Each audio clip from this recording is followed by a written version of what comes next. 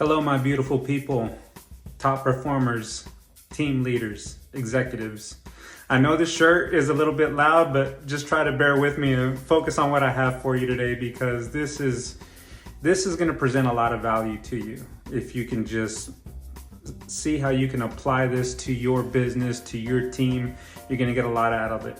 Today, we're talking about leadership affecting change and how we can get the desired results. And I always like to go back to this DCOM model when I'm talking about leadership, managing, and getting results. So DCOM stands for direction, competence, opportunity, and motivation. So direction has to deal with that. Being a director, as a supervisor or a manager, you're giving direction, instructions, expectations, and you need to be able to communicate that clearly. Okay, if your team doesn't know what to do or which direction we're pulling in, they're going to choose their own direction. And when they choose their own direction, we're going to have chaos. You've heard me say in the past that if we all pull in the same direction, we can move mountains. But in order to do that, we have to have someone that's in a leadership position saying, everybody, pull to the north or northeast. We have to have some sort of cardinal direction and an understanding, and maybe even a countdown, 1, 2, so that everybody knows when and how they're going to perform or execute on the direction. That's another thing, is that if the direction is unclear or people don't know how it's actionable or how the instructions translate to their day-to-day activity, you're not going to be able to get any traction, because at the bottom where the rubber meets the road, those people are not plugged in and understanding what they need to do or how they need to apply the instructions in order to get the desired result of what you're trying to achieve. So direction is critical. Without it, we're going to have chaos.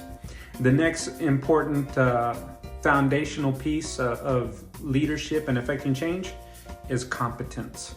So as a leader, a manager, a supervisor, it's your job to make sure that the people you work with, as well as yourself, that you've developed competence at what you're doing, whether you're communicating, coaching, or training, or if we're talking about technical aspects of working with a certain piece of equipment, doing a certain service, completing a certain type of task, a technical task on location. We have to make sure that our employees have competence. So many times with short service employees, people that are coming new into your industry or into your workplace, they don't know what to do. We call them short service employees.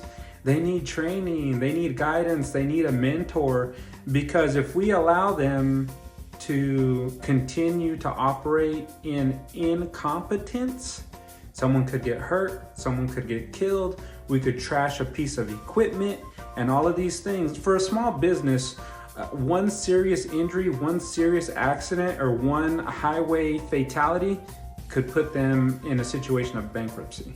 So competence is a critical foundational piece to the success of our businesses or business units as we look at our industry and our people that are out in the field. So we have direction. Competence comes through training, employee development, mentorship, training systems, which is something I specialize in, and that's why I'm sharing this information with you. I want to help. Now, the next one is opportunity. Opportunity deals with giving people the resources that they need to execute on the direction. It's like if you gave me a screw and said, I want you to screw that into the wall, but you didn't give me a screwdriver or a drill. You just handed me the screw and said, I need you to put that in the wall. Well, that's going to lead to frustration, because I don't have the tools, the resources, and it may be time. I don't have the time or the ability, the competence to be able to follow through on what you're telling me to do. So opportunity is when we give someone direction and we want them to follow through and execute on a plan or on a task. Do they have everything that they need in order to do that? So we had pit liners that would go out to the field in one of my jobs, and they would sew the plastic together. And could you imagine the frustration when they're out there trying to sew a seam together and the sewing machine breaks down? So that would happen, and then we have people traveling 2 and 3 hours back to the yard, no sewing machine, or the leaders are trying to scramble to get the tool there, And the guys are out in the field sitting on their hands because they didn't have a backup, or they didn't have the resources that they needed to execute on the plan or the direction. Safety equipment, if people are out in the field and they need a certain piece of equipment, whether it's safety equipment or a power tool or a credit card. I know friends that have gotten jobs and they don't have a fuel card and they're frustrated because they're having to come out of pocket for their fuel card. So the question is, depending on the position and the task and what's expected of that position and person, do they have all the resources that they need? Are we giving them the opportunity and the equipment to follow through on the direction and the expectation that we have for them? So that's opportunity. So direction, competence, opportunity. The last one is motivation. If an employee is not motivated, we're gonna have laziness, lethargy. They're not gonna activate, they're not gonna move. And so motivation has a lot to do with persuasion, and it's different for different people. Some people really care about their kids, their family. Others are really motivated by money, status, wealth. They want to be they're financially motivated. Others are motivated through encouragement and positive reinforcement. They want to be stroked. They want to be petted. They want their ego petted. They want to feel good. They want to feel important. They want to feel like they matter. They want to feel like they want attention. That's what's going to motivate them. When we give them a positive reinforcement, that person is motivated. The one that's motivated on money doesn't care how much you praise him or pet him or stroke him. They want the raise. That's what's going to motivate them. So motivation is a critical component to actually determining where our company is in the stages of culture. Because if the majority of our team is motivated externally, we're very low in the culture progression. Whereas if we have employees that are motivated internally, then we're very high on the culture spectrum as far as top performers go. If our employees are motivated externally, they're very low on the performance spectrum. When they're motivated internally, now, and we see that throughout our entire company, then we're getting very high on the performance spectrum. And that's another model for another day. Today, we're just focusing on the DCOM model. So what is it that we need if we're going to affect change, lead, and be effective in our role?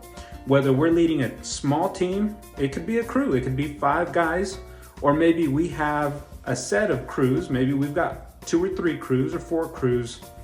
The question is, have we been clear about the direction and the expectation?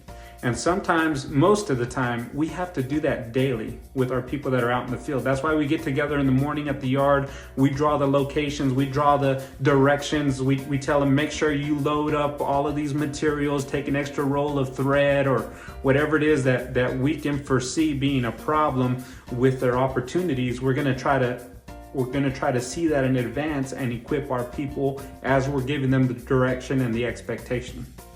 Along with that, we're probably going to tell them, man, give me a call if there's any problem or issues or you can't find the location or whatever it is. So we need to make sure that we're very clear and that we don't have any language barriers that are keeping us from giving a clear set of instructions and direction. The best way to make sure that the person has understood the direction is to have them repeat it back to you. Have them explain to you what they understood. This simple step could save you hours in a day, which translate to hundreds or if not thousands of dollars in losses of productivity. So direction. The next thing, competence. Do these people know, do they have the understanding, the knowledge, the technical experience to go out there and execute? If they don't, we need to shore that up, whether it's by providing a mentor, providing a secondary crew, figure it out. Your industry is different, your work is different. We need to fill the competence gap to make sure that they know what they're doing, most importantly, how to stay safe out there, and then how to execute in an efficient way so that we can generate more revenue, right? So competency, opportunity, covered it well. They need to have all the resources they need. And then motivation. We want to make sure that our workers are motivated, and it really takes a personal understanding of each employee because everyone's an individual, everyone's different, and they're motivated by different things.